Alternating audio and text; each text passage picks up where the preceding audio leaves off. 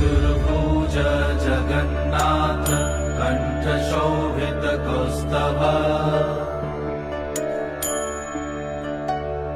Padmanabha Vedgarbh चन्द्रसूर्य विलकना Jagannath Loknath नीलाद्रीश परहरि